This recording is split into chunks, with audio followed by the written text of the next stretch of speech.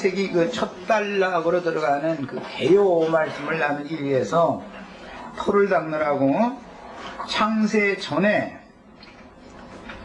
그리스도 안에서 택하시고 그분의 기쁘신 뜻을 따라서 예정하심을 받은 사람들이 이제 에베소서 1장에 나오고 2장에 가면 그 사람들은 구속 곧 죄들의 사면을 받아서 죄와 허물로 죽었었던 사람들인데 구속 곧 죄들의 사면을 받아서 그리스도와 함께 하늘에 앉혀진 사람들이다. 이렇게 이제 창세 전부터 택하심을 받고 그분의 기쁘신 뜻에 따라서 예정하심을 받은 사람들은 구속받은 사람들이고 하늘에 앉혀진 사람들이다 라는 얘기를 이제 이어갑니다. 에베소서에 읽었고 그 다음에 시간이 없어서 깊이는 못 읽었는데 마태복음 25장에서 24장에는 추수 얘기가 나오고 25장 전반부에는 열처녀와 혼인에 들어갈 사람들이 누구고 들어가지 못할 사람들이 누군가 이거 얘기가 나온 다음에 창세로부터 아버지께서 예비한 나라를 상속받을 오른편 양과 왼편 염소를 분별하는 보좌들에 앉은 작은 소자들 얘기가 나오고 그 작은 소자들에게 어떻게 한 것이 곧 나에게 한 것이다. 너희들은 창세로부터 아버지께서 예비한 나라를 상속받으라. 이렇게 말씀하신 내용이 나왔었죠. 자, 그래서 교회 시대 다음엔 천년왕국 시대라고 하는 시대가 왔는데 천년왕국 시대의 백성들은 오른편 양이라고 상징이 되어졌었다 말이에요. 그 사람들은 창세로부터 예비하신 나라를, 즉 아담 타락 이후에 예비한 나라다 이 말이에요. 구속받은 사람들에게 주시지만 두 단계가 있다 이 말이에요. 창세 전에 예정받은 사람이 있고 창세 이후로 창세로부터 나라를 상속받을 사람들이 갈라지는 것으로 성경에서 상징이 되어졌어요. 천년왕국의 백성들이 나오고 교회 시대의 주의 백성들이 나오는데 우리는 현재는 주의 백성들이지요. 육신을 입고 있으니까. 우리를 앞선 모든 믿음의 증인들은 우리와 함께 계셔요. 그들은 영으로 온전케 되어진 의인의 영들이에요. 이 육신의 장막을 벗었어요.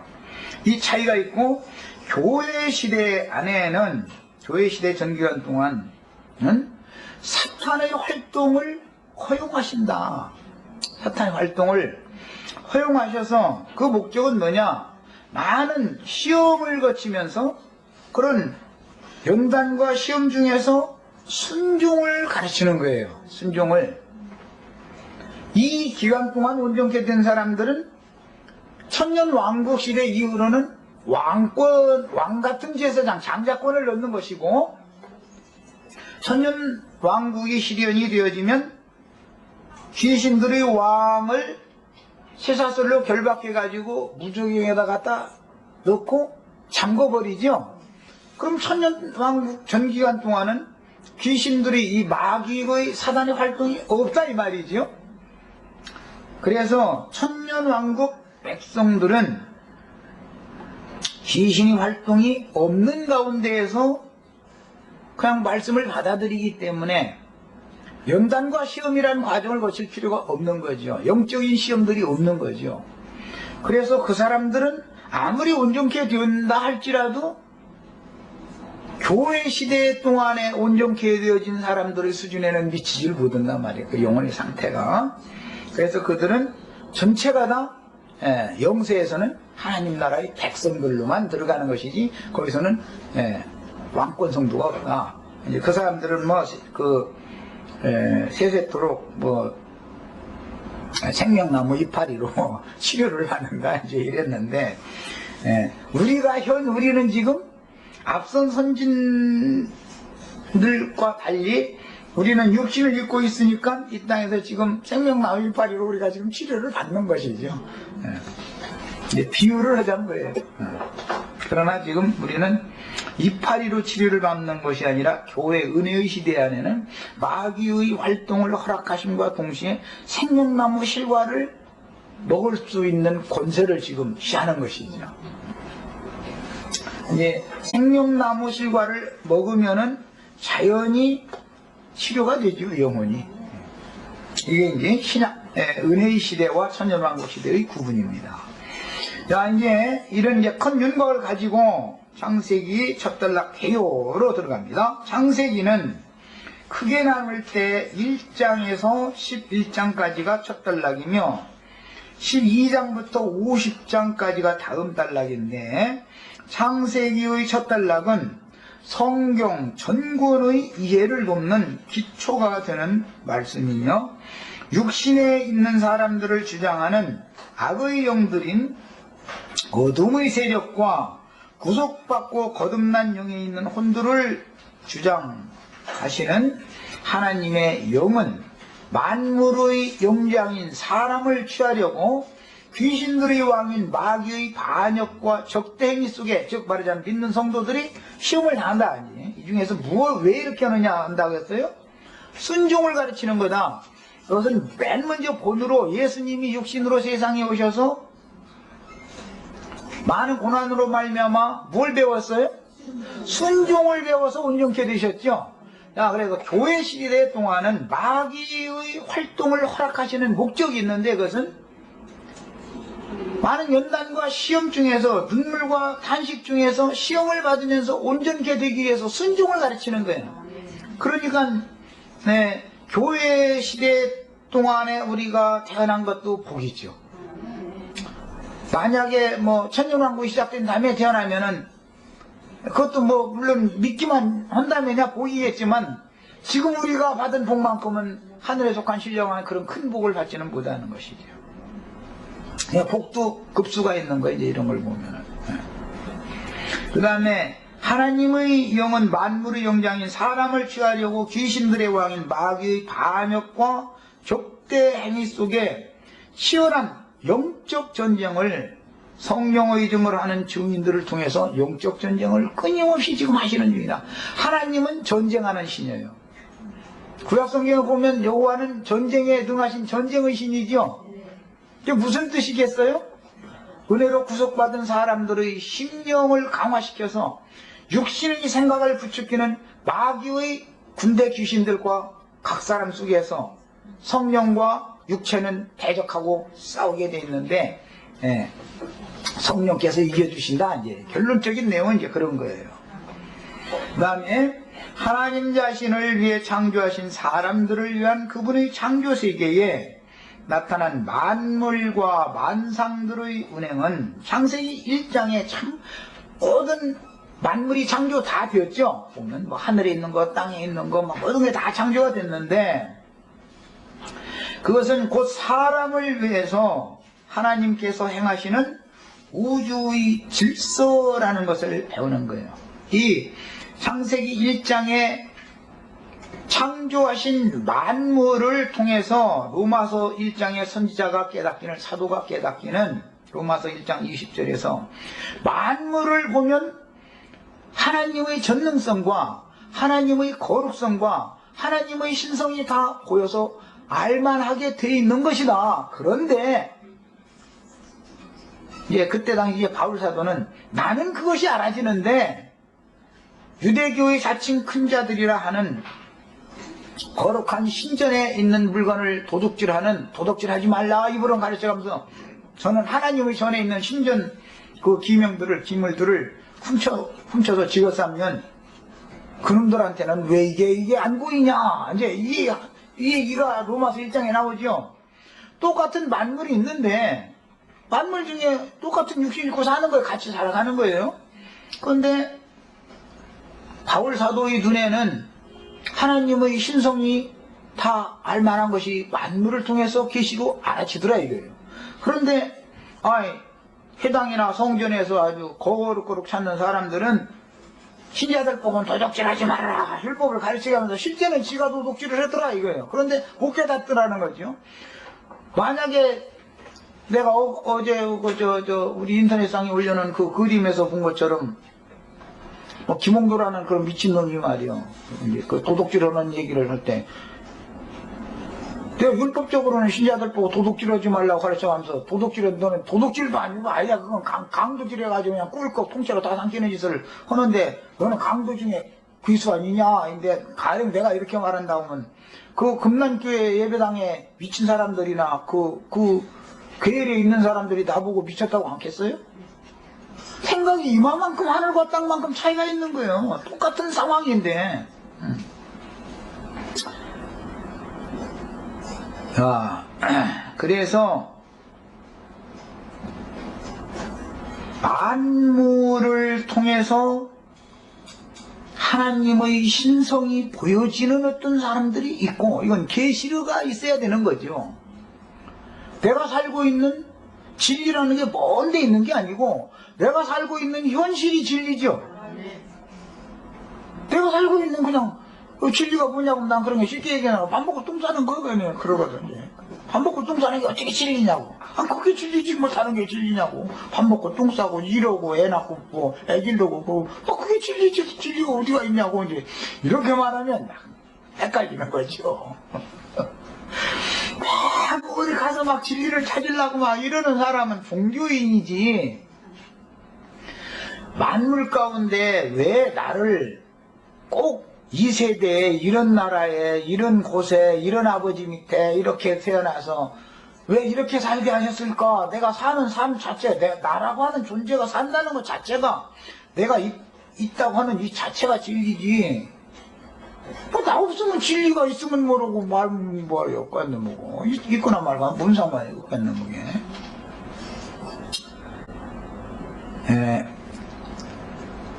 그래서 하나님 자신을 위해서 창조하신 사람들을 위한 그분의 창조세계에 나타난 만물과 만상들의 운행은 곧 사람을 위해서 하나님께서 행하시는 우주 질서다. 이것을 만물이 다 운행되지요. 그럼 어디에서 출발을 했으면 운행되면 제자리로 다시 돌아가고 또 돌다가 제자리로 다시 돌아가고 계속 이러는 거죠.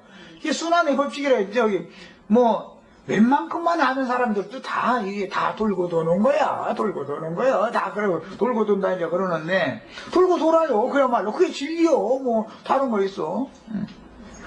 그런데 지오는 물건은 해나 달이나 별들이나 이런 것들은 반역을 않고 거슬리지를 않아. 그냥 돌아는 바퀴만 계속 그 자리만 돌아.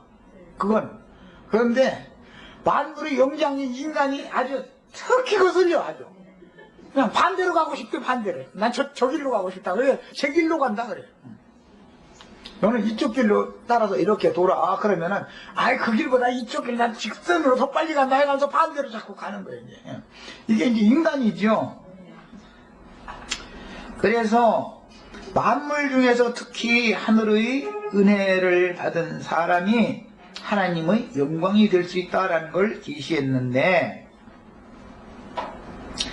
그리스도 예수 안으로 회복될 만유가 있고 아담 안에서 마귀의 다스림을 받는 모든 만물들, 모든 피조물들이 있어서 로마서에 보면 8장에 보면 모든 피조물들이 지금 막 탄식해가면서 막 고통을 한다는 거예요.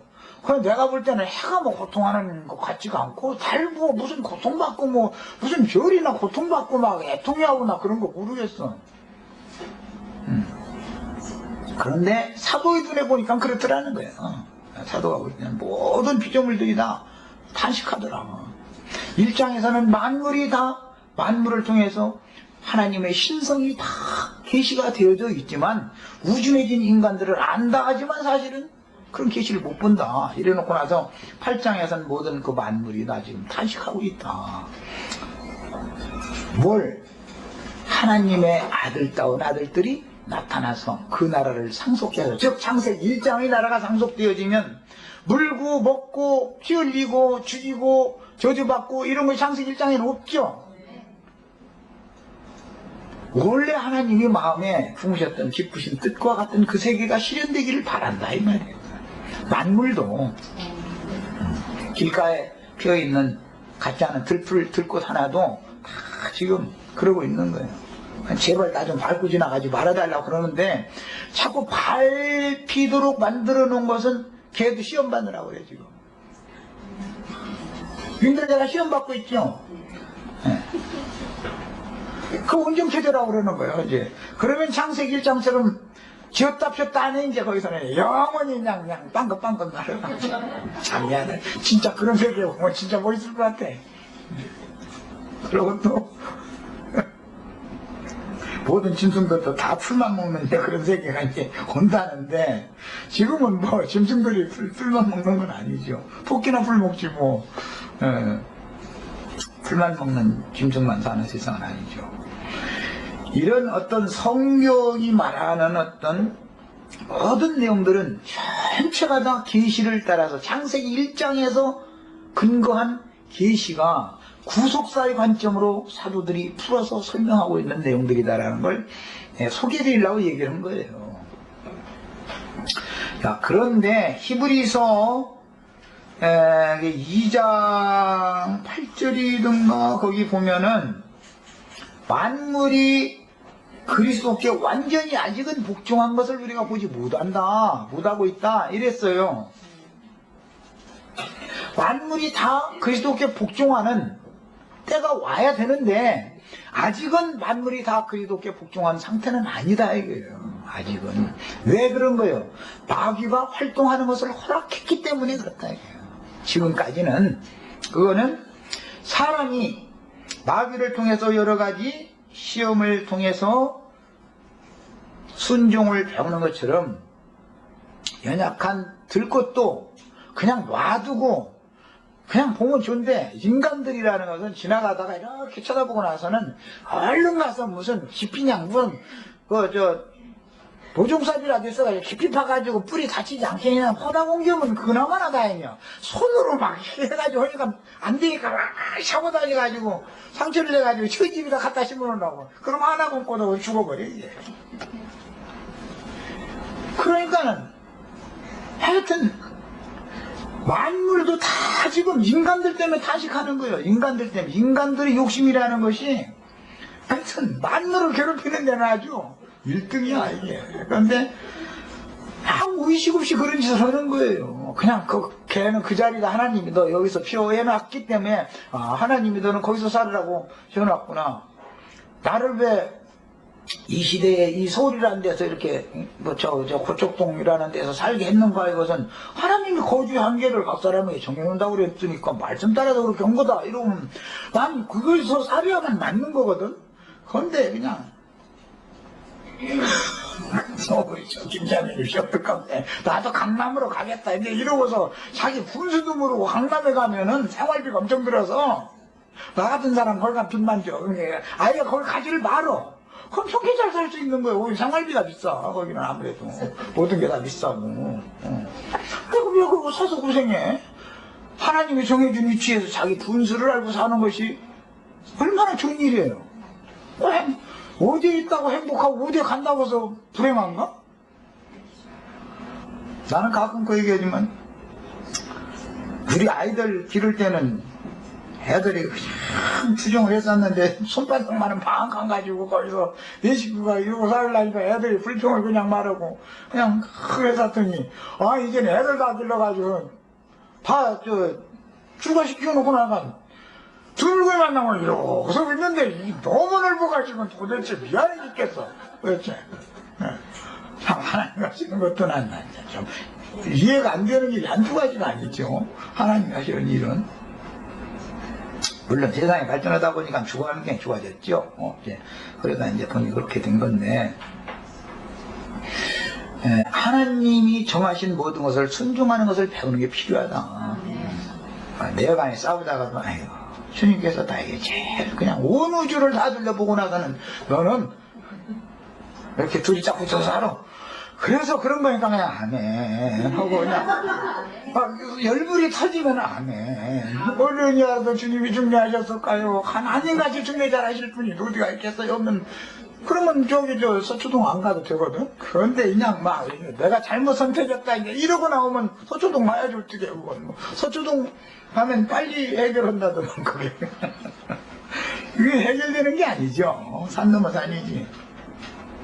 순종을 배우셔야 됩니다.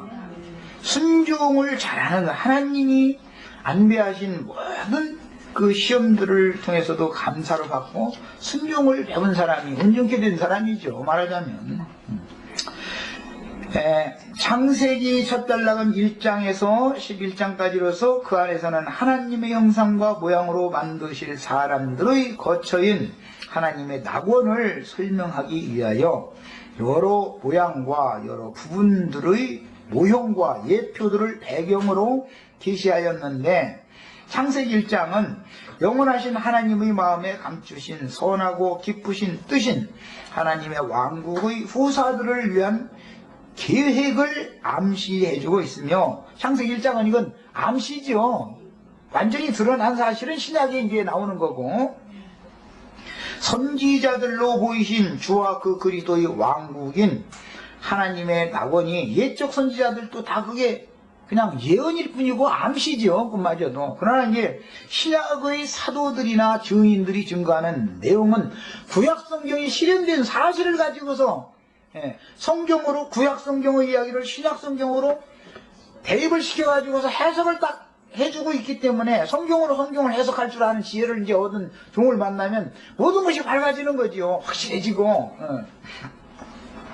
그래서 옛적의 선지자들로 보이신 주와 그 그리스도의 왕국인 하나님의 낙원이 모든 생명들의 왕국으로 창세기 1장에서는 암시되었는데, 창세기 1장에서는 모든 생물을 다스리게 하자 그러셨는데, 예수님은 너희가 나와 함께 모든 고난에 동참했기 때문에 아버지께서 내게 주신 내 나라의 상에 앉아서 먹고 마시며 이스라엘의 12지파를 다스리게 해주겠다, 이렇게 표현하셨죠.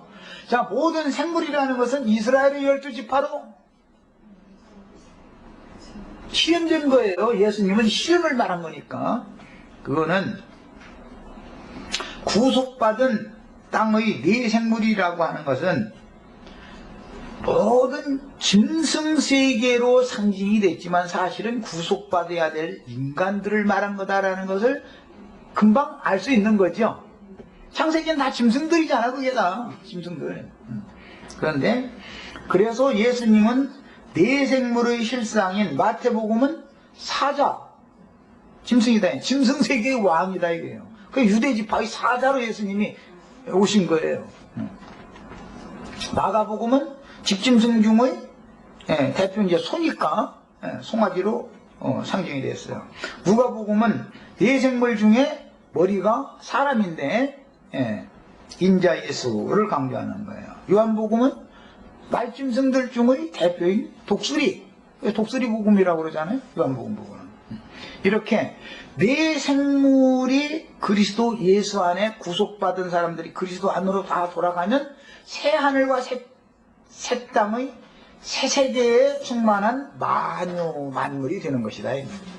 그 만유의 세계를 사실은 알고 보면 이스라엘 12지파를 다스린다 그랬기 때문에, 계시록에서는 뭐 네 생물들이 막 주님의 보좌 앞에서 찬송하고 막 이러고, 그 보좌들의 뭐 또 이기는 자들이 함께 앉아서 또 같이 막 주님을 찬양하고 이제 이런 얘기가 나오는데, 이거는 모두 구속사를 말한다라는 걸 알 수 있고, 그것을 창세기 1장의 모든 짐승 세계를 짐승들의 나라를 상징했지만, 이것은 이사야 선지자의 11장이나 65장이나 이런 데 읽어보면은 거의 상암이나 해암이나 피를 흘리고 물고 먹고 이렇게 하는 포악한 짐승들은 그것 때문에 없었다 이거예요. 풀도 독초는 없어서 그냥 풀 먹어서 죽는다는 말은 없으니까. 거기는 창세기 2장 이후에 선악을 알게 하는 나무 열매를 먹으면 죽는, 이제 죽음 이야기가 창세기 2장 이후에 이제 나오는 거예요. 이제 창세기 1장에 죽음이라는 게 없죠. 거기는 이런 구분을 영감을 따라서 잘 하실 줄 아셔야 되겠어요. 그 다음에 선지자들은 창세기 1장에서 하나님의 마음에 감추어 두신 비밀스러운 경륜을 암시받아 악의 세력인 어둠과 죽음의 권세가 제거되고 만물이 그리스도의 발 아래 복종된 새 세계를 그렸는데, 주님의 영광빛으로 충만한 하나님의 왕국은 교회 시대 안에는 아직 만물이 완전히 복종하지는 않은 상태죠. 그것은 알고 보면 내 자신이 완전히 순종이 안 되기 때문에 사실은 그런 거예요. 왜? 사람이 만물의 영장이니까, 으뜸이니까. 그 다음에 교회와 천년왕국을 거쳐서 천년왕국 시대에는 만물이 다 복종하게 되는 거죠, 이제는. 왜냐하면 사탄의 시험이 없으니까. 시험이 없으니까. 그게 거슬리고 대적하고 반역을 일으키는 것은 내가 그러는 게 아니라 내 속에 있는 죄성을 격동시키는 마귀가 사실은 그러는 거죠. 대적자는 늘 마귀예요. 그래서 그러니까 구속이라고 하는 말은 나의 혈과 육의 임금으로 왕으로 죄로서 왕노릇하고 있는 마귀의 손아귀에서 내 영혼이 해방받는 것이 구속인 것을 알 수가 있는 거예요. 그래서 벗어나는 거예요. 그 다음에 계시록에서는 창세기 1장에 암시된 창조세계를 하나님의 낙원이라고 하였으며 선지자들은 옛적의 하나님의 동산 또는 창세기 2장에서는 에덴 동산 이렇게 표현했죠. 그런데 계시록에서는 에덴 동산이라고 하지 않고 하나님의 낙원이라고 이렇게 표현을 했어요. 그러니까 하나님의 낙원은 에덴 동산의 완전한 실현인 것이죠. 그러니까 다시는 에덴 동산에서는 해안 상함이 있었었지만 하나님의 낙원에서는 이제 그런 것이 없는 거죠. 자, 그 다음에 새 하늘과 새 땅의 새 예루살렘으로서 아브라함과 그 믿음의 자취를 쫓는 믿음의 후사들을 위하여 예비하신 한 성에 들어간 이기는 자들이 주와 함께 오는 세상에 다시 강림하여 실현하실 주와 그 그리스도의 왕국인 천년 왕국이다 라고, 천년 동안 뭐 마귀를 무적행에 가둬놓고 뭐 이제 이런 얘기가, 그 천년이 차면 마귀가 또 잠시 풀려나죠. 지금 은혜의 시대에도 큰 날의 심판까지 원래 마귀를 탈타로스라고 하는데 가둬놓고 임의로 활동하지 못하게 하는 것이 하나님의 뜻이지만, 교회 시대를 사탄을 은밀하게 활동하도록 허락하시는 것은 사람을 온전케 만들어서 왕같은 제사장들을 뽑아내려고 그러는 거예요. 구속만 받은 것이 아니라 왕같은 제사장들이 하나님의 아들다운 아들들이 나타나야 되기 때문에. 그런데 교회 시대, 은혜 시대의 끝에는 무저갱이 열려가지고 언제나 어떤 심판이 임박한 시대에는 그 시기에는 무저갱의 잡기들이 올라온다 이거예요. 예수님이 이 땅에 오셨을 때 율법 시대가 끝나고 은혜 시대로 전환되는데, 주무덤 사이에서 소리 지르는 어떤 자들의 속에 군대 귀신들이 들어있죠. 그 군대 귀신들을 은혜 시대 전 기간 동안은 쥐집대가 먹는 산이다 그랬는데, 아까 얘기한 김홍도 예배당 그런 데 다 그 돼지떼들이 모여가지고 지금 꿀꿀대고 있는 거죠. 조용기 씨 예배당 뭐 그런 데가 다. 그렇게까지 직설적으로 말하냐고. 난 이거 확신 있으니까 말하는 거예요. 그것은 귀신, 더러운 귀신들이 오겨요. 그 예배당들은. 거기에 가면 죽는 거예요. 무조건. 그건 죽으러 들어가는 거예요. 그 다음에 그런 곳에서 빼내심을 받아서 하나님의 마음에 감추인 비밀의 경륜, 선하신 뜻을 암시해놓은 사실을 열어서 가르치는 열린 책의 말씀을 받아먹고 그걸 다시 예언하는 증인들을 만나서 생명의 양육을 정상적으로 받아가지고 올리은 곡식이 되어져서 마지막 몸의 구설과 추수가 되어야만 되는 거예요. 이것이 성경 이야기예요. 그래서 이처럼 온전케 되어진 의인의 용들이 최후로 추수가 되기 위해서는 무저갱이 열려서 황충 귀신들이 올라와 가지고 박해를 가해야 되는 거다. 박해를 받아서 주의 품에 데려감을 받은 사람들은 이사야 선지자의 암시에는 이사야 선지자의 그 57장이던가 거기 보면은 의인들이 죽임을 당했지만 그것은 평안에 들어간 것이다 그랬어요. 그럼 죽여주는 자들이 누구예요? 다 그게 짐승나라에서 권세를 가진 자들이다 이거예요. 그 다음에 교회 시대는 마귀의 은밀한 활동이처럼 허락되었으므로 이기는 자들을 빼내어 장자권을 주시지만 천년왕국 시대에는 어둠과 죽음의 세계를 주장하는 귀신들의 왕인 마귀는 결박당하여 무적행에 갇히게 되므로 오른편의 양무리들은 영세의 백성들이 되는 것이며 그들의 양심이 지키심을 받고 마음의 인격이 보존되는 겁니다. 시험이 없어도 그런다. 시험이 없어도 우리는 양심이 말이야 다 거듭났다 하는데 말이야 도대체 시간 지나고 나면 내가 지금 뭔 생각을 한 거야 도대체 뭔 짓을 하고 있는 거야. 그냥 계속해서 이게 시험이 있죠. 그러나 천년왕국 백성들은 그런 시험 없어서 너무 편할 것 같아 있는 거야. 그런데 우리는 탄식하면서 이걸 싸워서 이기게 만든다. 그러나 천년왕국 백성들은 싸우고 말할 것이 없어. 시험 자체가 없으니까 그냥 참 그야말로 꽁을 얻은 구원이죠 그들은. 그런데 그러나 세세토록 다스린 권세는 없는 거죠. 하나님이 이제 그걸 공의 상이다 그래요.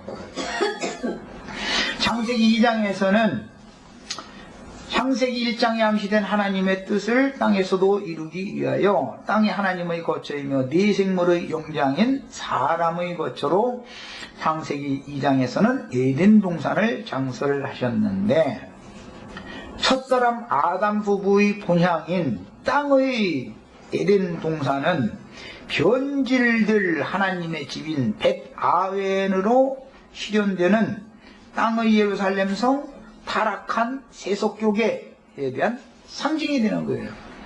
에덴 동산을 하나님이 창세기 2장에서는 창설하셨지만 그래가지고 아담을 에덴 동산으로 이끌어다 놓으셨죠. 그것의 실현은 예수님이 마태복음 16장에서 내가 이 반석에 내 교회를 세우리니 그러셨는데 에덴 동산의 창설의 실상은 주님이 교회를 세우는 것에 대한 모형이죠. 그림자예요. 우리를 구속해가지고 우리를 교회 안으로 데려다 놨죠. 생명나무 실과가 교회 안에 있죠. 생수가 교회 안에 있죠. 그렇단 말이야.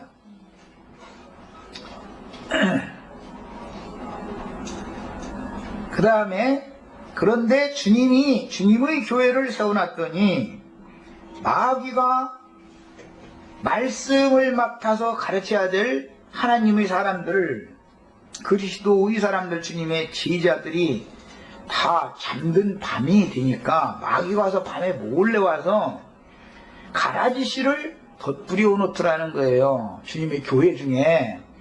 그러니까 가라지 씨는 걸음 앉아도 잘 된다 되고 곡식을 길러야 되니까 걸음을 줘야 되잖아 또. 그럼 걸음은 가라지가 다 뽑아먹고서는 다 빨아먹고 나서는 김홍도 같이 조윤기 같이 이런 예배당에 득세를 하게 되더라 이거예요. 그러니까 거기에 있는 하나님의 백성이 이제 나와야죠. 나오지 않으면 결실을 못해요. 그 안에 있으면은 그늘에 자꾸 가리기 때문에. 그래서 나오라 그러는 거예요. 그래서 땅의 7 교회들 중에서 땅의 교회들이 순수함을 보존하지 못하고 타락하니까 세우라는 내 백성은 나와라 이 얘기가 그래서 있는 거예요. 그리고 그들은 그럼 어디로 나와야 돼요? 성령과 신부가 오라 하시는도다 하는 그 오라고 하는 곳을 찾아가야 된다 이게. 그래서 알곡이 될 영혼들을 위해서 저희 주께서 그 무적행의 사자들이 역사하는 짐승의 때에도 안전하게 보호하는 곳이 있다 이거예요.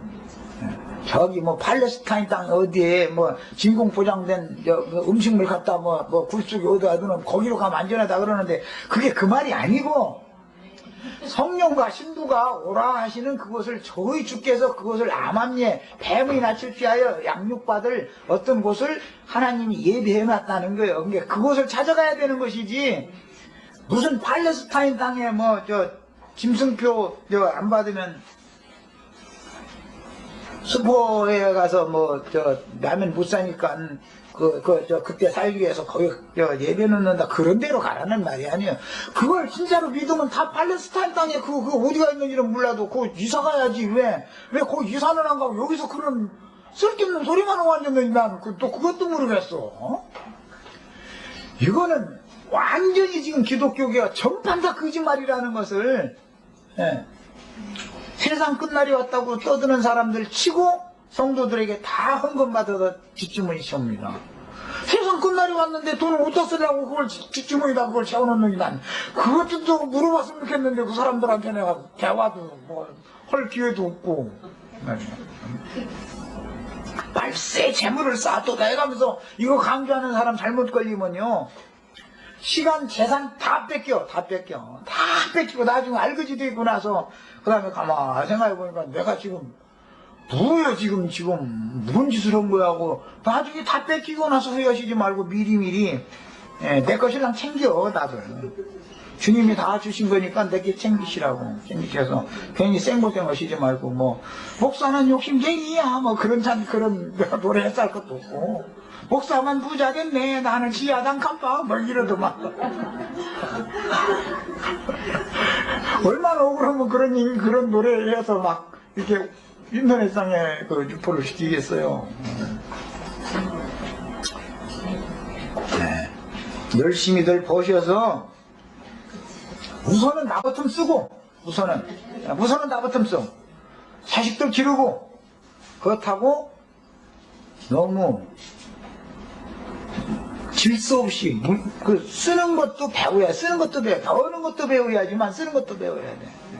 전략에서 알뜰하게 쓰시고 그래도 남는 것은 분명히 남는 것이 내 손에 있다 그 말은 내 주위에는 필요한 사람이 있다는 뜻이야. 그때는 손을 펴야 돼. 성경 말씀대로 하자면 우선 나부터 쓰는 거예요. 예배당 목사처럼 우선 목사님한테 갖다 바치고 이렇게 쓰라는 게 아니야. 우선은 나부터 살아야지. 그러고 그렇게 돈 많이 들어가는 교회 생활을 할 필요가 없고 조금씩 이게 조그만 사무실 이렇게 세치 빌려가지고 하면 돈 들어가서 할 일이 얼마나 있어. 전기세하고 수도세하고 운영비 해봐야 그거 얼마나 나가 있고 관리비. 어차피 어디서 모이면 관리비 안 내고 사나 마찬가지고 이제 그 정도 내는 건 알아서 부담해야지. 말씀 가르치는 사람이 돈 떨어져서 이달에 우리가 말이야 아가지 났단 말이야 이거 저 쳐다보고 가라고 이런 소리 나오게 만들면 안 되죠. 그건 다 알아서 할 일이지. 남자의 돕는 대필로 여자를 지어서 아담에게 이끌어서 중매하셨으며 아담은 에덴 동산을 지키며 다스릴 위임이 있었던 사람이었죠. 그런데 혼자는 그 에덴 동산을 지키며 다스리기가 어려우니까 혼자 독처하는 것이 하나님 보시기에 주시가 우여더라는 거예요. 그래서 돕는 배필을 주려고 그랬더니 에덴 동산에 그 돕는 배필이 에덴 동산을 지키고 다스리는 동역을 해야 되는데 왜 뱀불러들이는 일을 여자가 해버리더라는 거거든. 나는 장애인들만 모아놓고 날마다 이 여자애가 이렇게 나쁘게 해가지고. 그런데 아담도 질그릇이니까 약한 그릇이지만 그보다도 더 약한 그릇이라는 거죠. 아담의 대필된 여자는. 이제 뱀의 개입으로 타락하고 저주가 임하며 땅의 에덴을 쫓겨난 아담의 두 자손이 노아 시대에 이르러 심판받게 되고 노아를 통해서 계시하신 방주를 통해서 구원받을 자들이 살아갈 8식구가 이제 노아와 또 8식구와 이제 짐승들이 새하늘과 새 땅에 대하여 기록이 되어 있는데 이것은 모두 예표와 그림자와 모형이다. 이것은 주님의 몸된 교회 안에는 유대인이나 이방인 모두가 다 그리스도 함께 죽고 함께 장사된 다음에 부활 생명 8명만 구원을 받았다는 것은 이제 이것은 옛 창조를 벗어난 새 창조 세계에 있는 사람들이라는 걸 이제 상징하는 거예요. 그래서 그리스도의 몸된 교회를 통해서 새 하늘과 새 땅으로 인도를 받는다라는 걸 이제 모형적으로 기록해 나가고 있습니다. 노아의 세 자손들의 번식과 각 족속들의 거처에 대하여 이제 그 다음에 또 10장에 이제 기록하고 있고, 하나님의 말씀을 받은 셈의 후손들이 바벨에서 성과 대를 쌓은 11장 이야기예요. 세속적이고 종교적인 포로가 되어 하나님께 도전함으로 하나님의 징계를 받아 유일한 진리의 표현인 언어가, 바벨의 특징은 말을 혼잡게 하는 것이 특징이죠. 이것은 주님의 교회가 타락하는 원인이 뭐냐, 말이 서로 나누인다. 장로교단에서는 자기네 교리 그거 막 그냥 주장하고, 침례교단에서는 요하세례는 성경 받으면 안 된다. 이제 또 이렇게 하면 또 서로 그 말이 안 통해.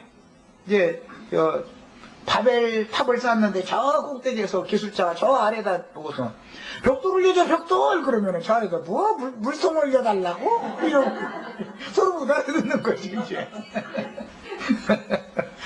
그래서 감리교단, 성결교단, 각 교단, 뭐 여호와 증인들, 뭐 안식일 교단 해가지고 나름대로 다 신학교가 있죠.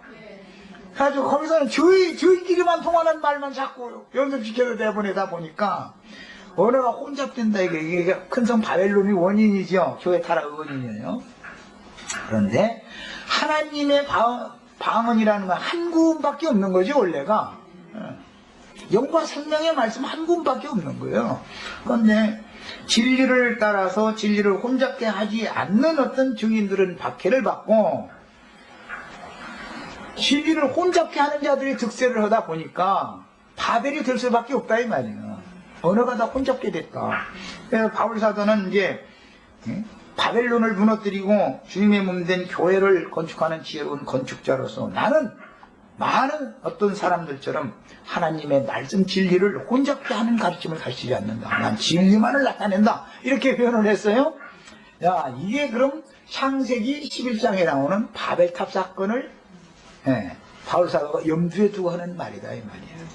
말이 혼잡게 되는 게 뭐냐, 각 교단마다 교리들이 서로 달라서 똑같이 예수를 믿는다 입으로는 우리는 다 뭐 한 하나님 한 주 한 성령 안에서 다 예수 믿는데 왜 이렇게 싸웠었지? 그래서 싸울 수밖에 없는 것은